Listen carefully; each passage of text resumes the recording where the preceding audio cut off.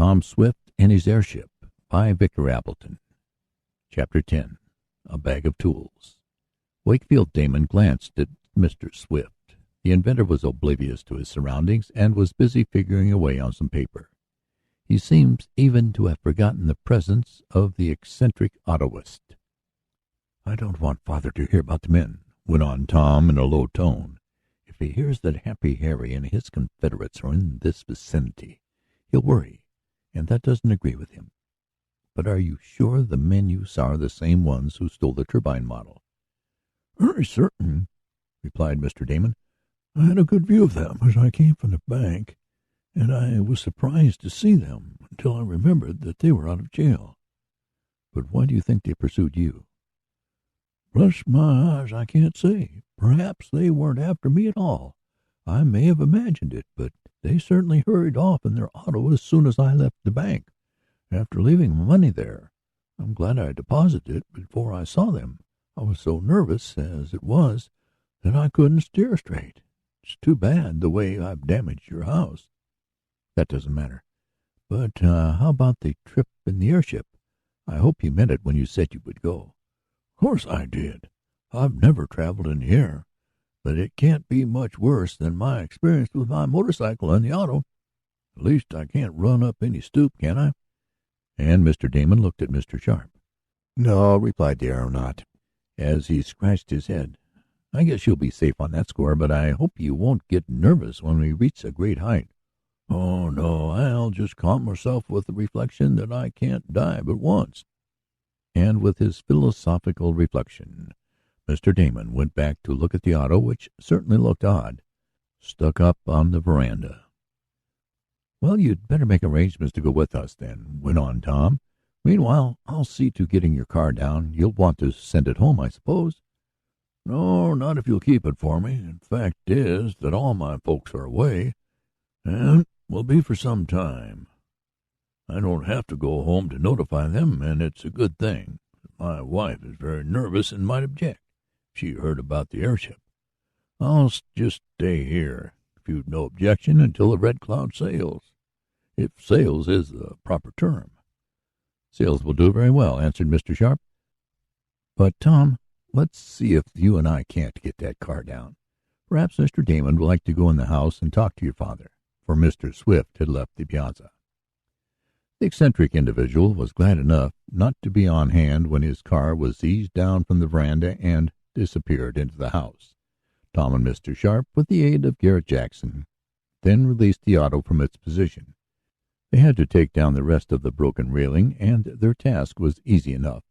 The machine was stored in a disused shed, and Mr. Damon had no further concern until it was time to undertake the trip through the air. "It'll fool those men if I mysteriously disappear," he said with a smile. "Bless my hatband, but they'll wonder what became of me.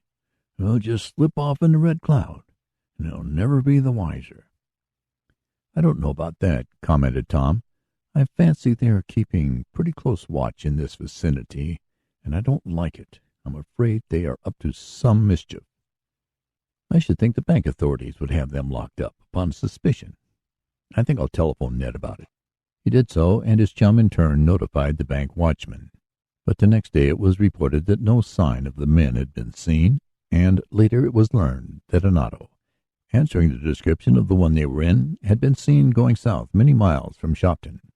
The work of preparing the Red Cloud for the long trip was all but completed. It had been placed back in the shed while a few more adjustments were made to the machinery. "Bless my eyelashes!" exclaimed Mr. Damon a few days before the one set for the start. "But I haven't asked where we are bound for. Where are we going, anyhow, Mr. Sharp?" "We're going to try and reach Atlanta, Georgia," replied the balloonist. "That will make a fairly long trip, and the winds at this season are favorable in that direction." "That suits me all right," declared Mr. Damon. "I'm all ready and anxious to start." It was decided to give the airship a few more trials around Shopton before setting out to see how it behaved with the car heavier loaded than usual. With this in view, a trip was made to Roxton with Mr. Swift, Mr. Damon, and Ned, in addition to Mr. Sharp and Tom on board.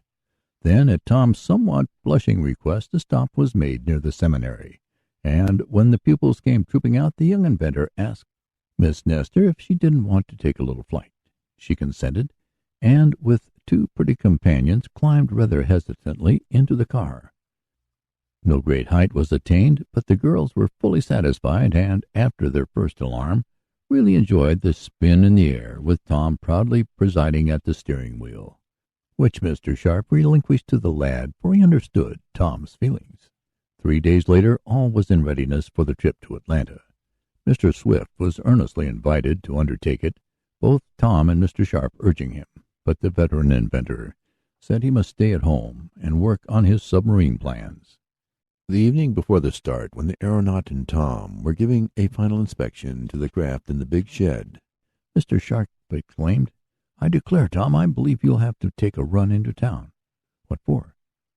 "Why, to get that kit of special tools I ordered, which we might need to make repairs. There are some long-handled wrenches, some spare levers, and a couple of braces and bits.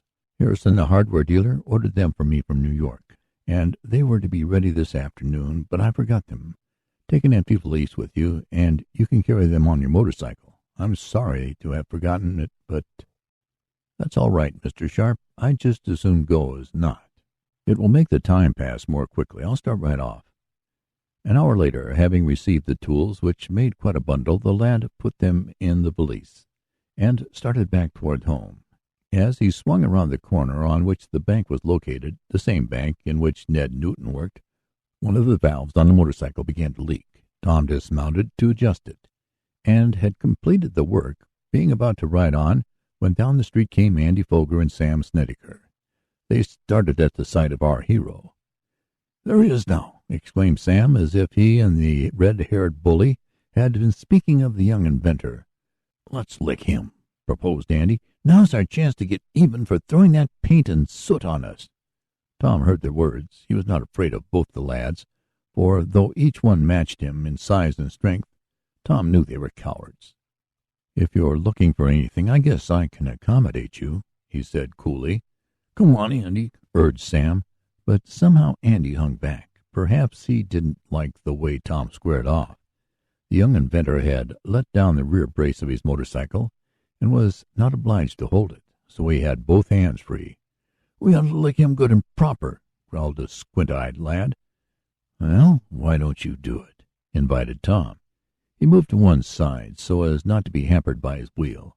As he did so, he knocked from the handlebars the valise of tools. They fell with a clatter and a thud on the pavement, and the satchel came open. It was under a gas lamp, and the glitter of the long-handled wrenches and other implements caught the eyes of Andy and his crony. If we fought you, maybe you'd use some of them on us," sneered Andy, glad of an excuse not to fight. Tom quickly picked up his valise, shutting it, but he was aware of the close scrutiny of the two vindictive lads. "I don't fight with such things," he said, somewhat annoyed, and he hung the tools back on the handlebars. "What are you doing around the bank at this hour?" asked Sam, as if to change the subject. "First thing you know, the watchman will order you to move on. He might think you were a suspicious character."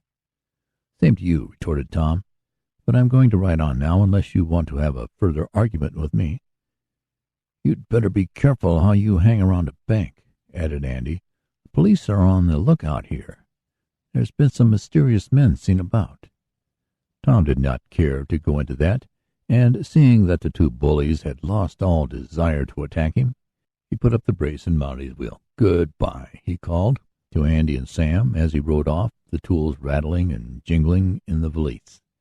But it was a sarcastic farewell, and the two cronies did not reply. "I hope I didn't damage any of the tools when I let them fall that time," mused the young inventor. "My, the way Sam and Andy stared at them, it would make it seem as if I had a lot of weapons in the bag. They certainly took good note of them." The time was to come, and very shortly, when Andy's and Sam's observation of the tools was to prove disastrous for our hero. As Tom turned the corner, he looked back and saw, still standing in front of the bank, the two cronies. End of chapter.